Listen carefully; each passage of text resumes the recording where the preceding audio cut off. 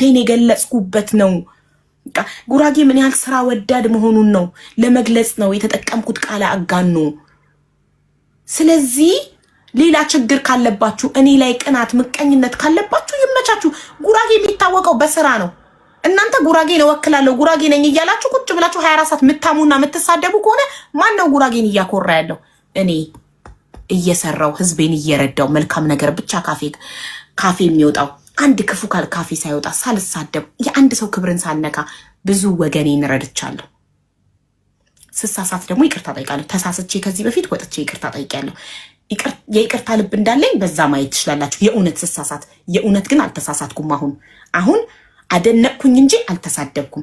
አይ እኛ ብለናል ካላችሁ እናንተ ጉልበተኛ ስለሆናችሁ እኔን በግድ ይቅርታ አታስጠይቁኝም። 80 አካውንት ቢዘጋ 81ኛ አካውንት ከፍቼ እመጣለሁ። ሳጠፋ ይቅርታ ጠይቃለሁ። ማስረጃ ሳጠፋ ይቅርታ የጠይቁበት ቪዲዮ አለ።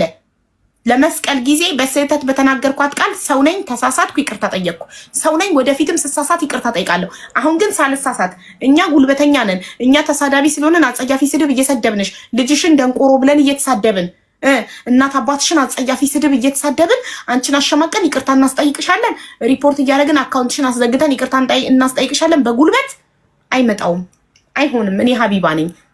ያለ ስህተት ይቅርታ አልጠይቅም። ለጥቅሜ ብዬ ቲክቶክ እንዳይቀርብኝ ብዬ ፎሎወርሶቼ እንዳይቀንሱ ብዬ እይታ እንዳላጣ ብዬ ይቅርታ አልጠይቅም። ባላማንኩበት ነገር እስከ መጨረሻው ቃል ይሄ ነው። ሂዱበት፣ እንደፈለጋችሁ ስደቡኝ።